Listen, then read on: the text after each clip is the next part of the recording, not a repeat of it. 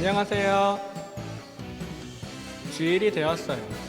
오늘도 하나님께 각자의 자리에서 영상으로 예배드리는 모든 친구들 주님의 이름으로 축복합니다.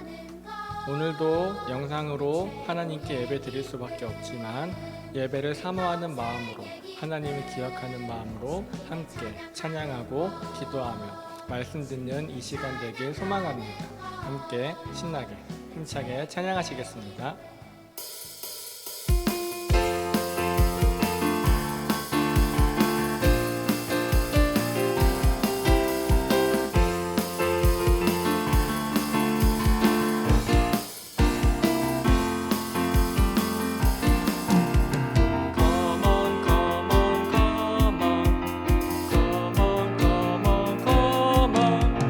이리와 나를 따르라.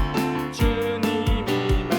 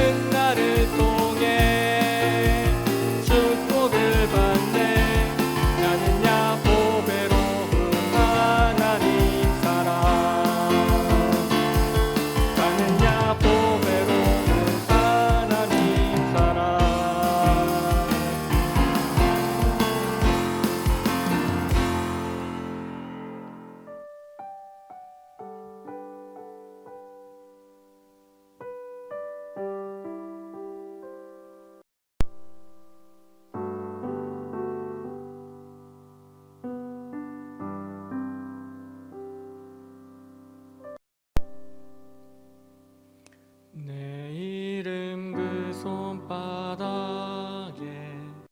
새기시고 나를 그 마음에 두셔서 날 품어주시고 늘 기억하시는 하나님,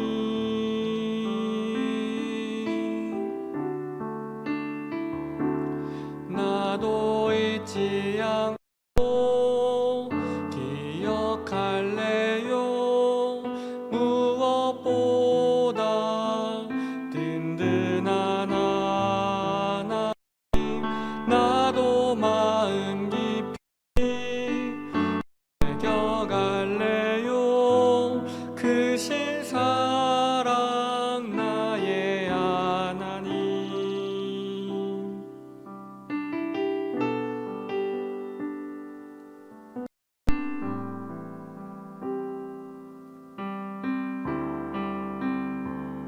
내 이름 그 손바닥에 새기시고 나를 그 마음에 두셔서 날 품어주시고 늘 기억하시는 하나님,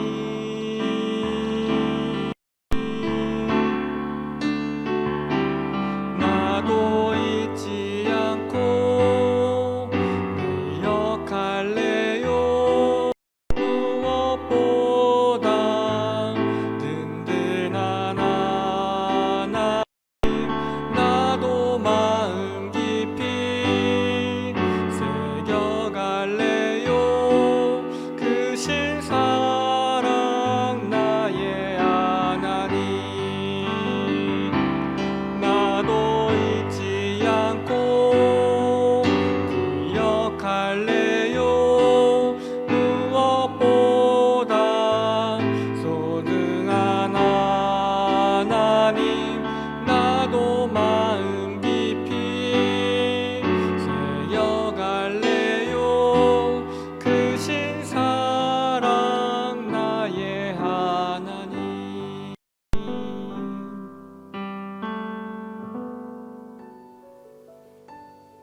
다 함께 기도하시겠습니다. 지금 우리를 사랑하셔서 오늘 이 시간에도 함께 하신 하나님 아버지 감사합니다. 우리가 하나님께 함께 모여 예배하지는 못하지만 지금 이 시간 각 가정에서 영상으로 하나님께 예배드리고 있습니다.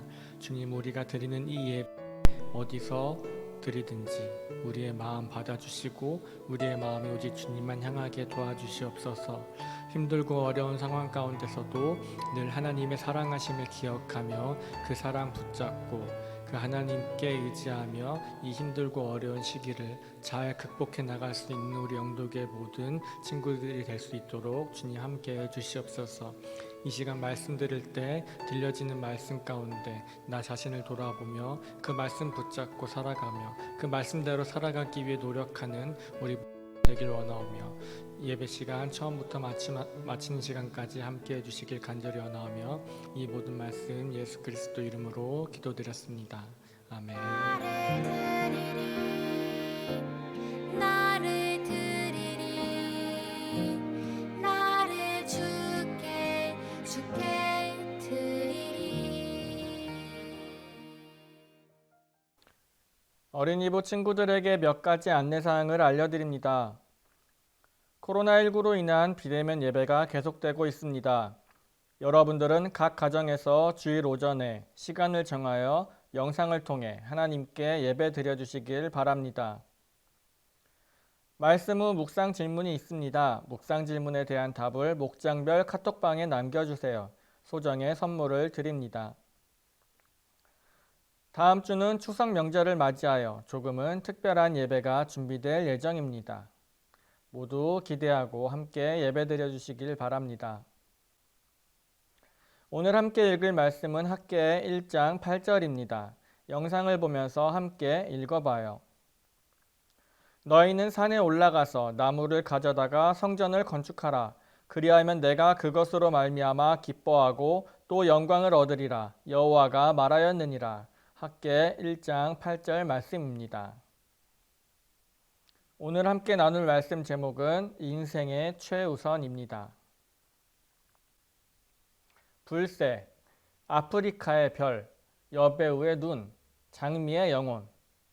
여러분, 이 이름들은 무엇과 관련이 있을까요? 정답은 다이아몬드예요. 이름이 모두 거창하죠.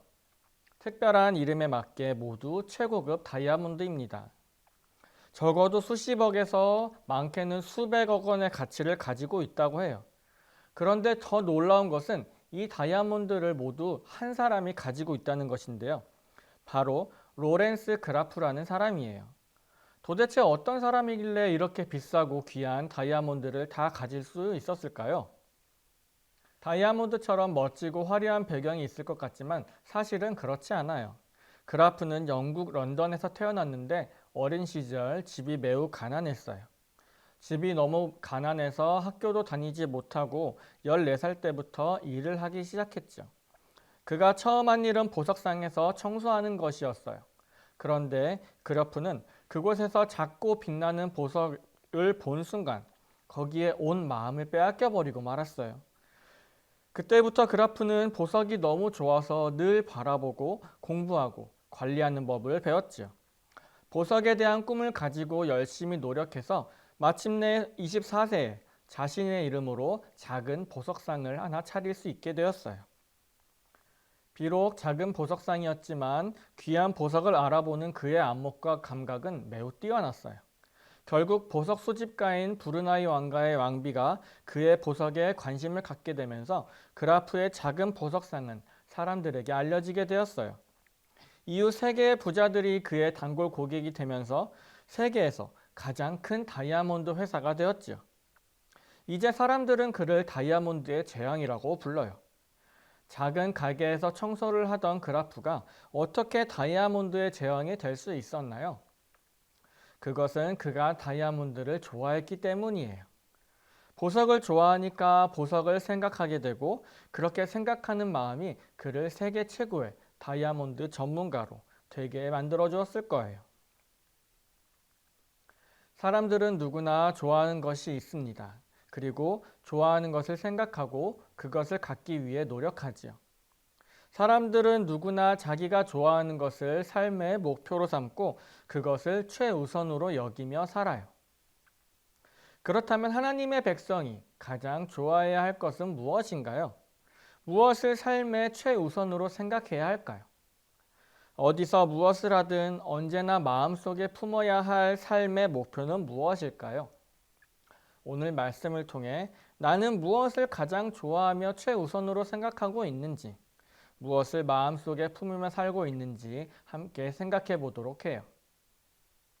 우리가 계속해서 배우고 있는 남한국 유다 백성들은 나라를 잃고 바벨론의 포로로 끌려갔지만 하나님은 약속대로 그들을 지키시고 다시 회복시켜 주셨어요.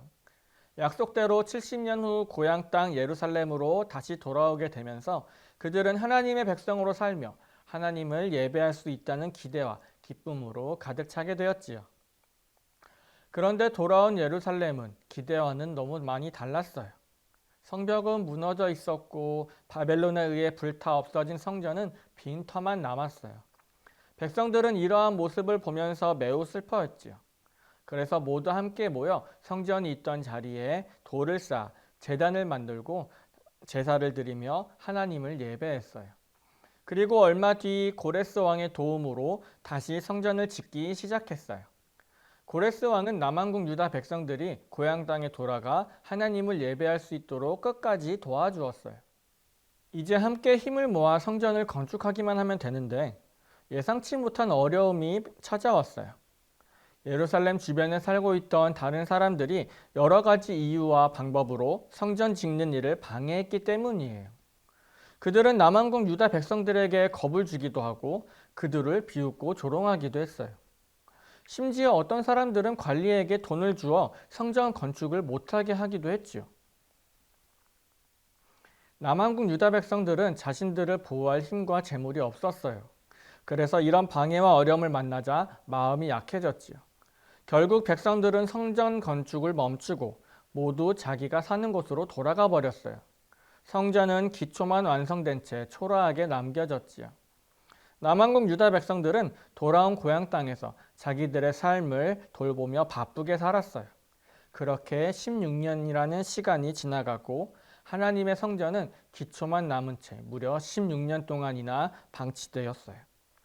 하나님은 이런 모습을 안타깝게 여기시고 남왕국 유다 백성들에게 학개 선지자를 보내 말씀하셨어요.